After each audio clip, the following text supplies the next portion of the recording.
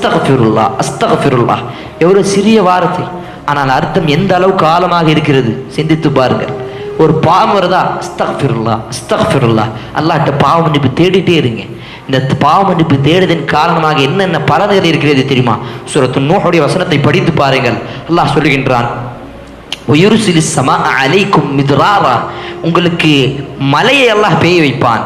உயும்திதுக்கும் B அம்வாலின், உங்களுக்கு சொத்துக்களை காசுகளையும் செல்வங்களையும் கொடுப்பான். வ அம்வாலின் வ பனீன, உங்களுக்கு பிள்ளைகளும் குழந்தைகளுடைய பாக்கத்தை எல்லாம் கொடுப்பான். வ அன்ஹாரா, ஆறுகளையும் தண்ணீர்களையும் மலைகளையும் உங்களுக்கு கொடுப்பான் என்று அல்லாஹ் வாக்குறுதி கொடுக்கின்றான். இப்பொழுது நாம் என்ன செய்ய வேண்டும்? எல்லா பிரச்சனைக்கும் ஒரே தீர்வு, அல்லாஹ்விடம் திரும்பி வர வேண்டும், அல்லாஹ்விடம் மீள வேண்டும். அல்லாஹின் பக்கம் வந்துவிட்டால் அல்லாஹ் நம்மை நேசித்து ஆரம்பிப்பான். அல்லாஹ் நம்மை நேசித்து விட்டால் நம்மளுடைய பிரார்த்தனை அங்கீகரிக்க ஆரம்பிக்கப்படும். அப்போ அல்லாஹ்விடம் நாங்கள் மீள் வந்தால்தான் அல்லாஹ் நம்மை நேசிப்பான். நாம் அல்லாஹ்விடம் அதிகமாக பிரார்த்தனை செய்யக்கூடிய மக்களாக மாற வேண்டும். அதிகமாக அல்லாஹ்விடம் தௌபா செய்யக்கூடிய மக்களாக மாற வேண்டும். இல்லை என்று சொன்னால் நாளை மறுமையில் நஷ்டவாதிகளாக நாம் இருந்து விடுவோம். அல்லாஹ் சுப்ஹானஹு வ தஆலா சொல்லுகின்றான் சூரத்துல் அன்கபூத்துடைய 29வது அத்தியாயத்தில் கடைசி வசனம், வல்லதீன ஜாஹது, யார் எங்களுடைய வழியில் முயற்சி எடுத்து வருகிறார்களோ, ஃபீனா லனஹ்தியன்னஹும் சுபுலனா, அவர்களுக்கு அந்த வழியை லேசாக்குவேன்.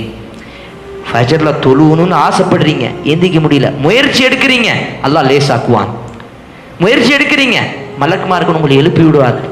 அலாரம் வச்சு எந்திக்கிறேன்னு ஆசைப்படுறீங்க, முயற்சி எடுக்கிறீங்க, தானாகவே அல்லாஹ் அவங்களுடைய கண்ணுகிற அந்த முழிப்பை கொடுப்பான். முயற்சி எடுங்க. பொய் சொல்லக்கூடாது, வட்டி வாங்கக்கூடாது, திருடக்கூடாது, தவறுகளை செய்யக்கூடாது, பாவத்தை செய்யக்கூடாது. முயற்சி எடுங்க, அல்லாஹ் உங்களுக்கு உதவி செய்வான். இன்னல்லாஹ லமஅல் முஹ்சினீன். இப்படி முயற்சி எடுத்து நன்மை செய்யக்கூடிய மக்களை அல்லாஹ் நேசிக்கின்றான். சுப்ஹானல்லாஹ். அப்போ அல்லாஹ் நம்மை நேசிக்க வேண்டும் என்று சொன்னால் ஒரே ஒரு விஷயம், நாம் அல்லாஹ்விடம் திரும்பி வர வேண்டும். படைப்புகளை விட்டு படைத்தவிடம் வாருங்கள். அவனிடம் இருக்கக்கூடிய பிரச்சனைகளை கொட்டி சொல்லுங்கள். யா அல்லாஹ், இந்த பிரச்சனை இருக்குது. அழுவக்கூடிய ஒரே இடம் சஜ்தா மட்டும்தான்.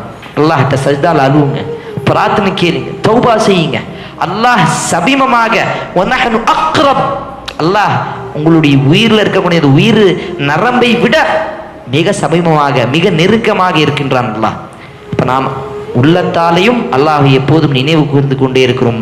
சஜ்தாவிலும் எல்லா நேரங்களிலும் அல்லாஹ்விடம் பாவ மன்னிப்பு தேடிக்கொண்டே இருக்கணும்.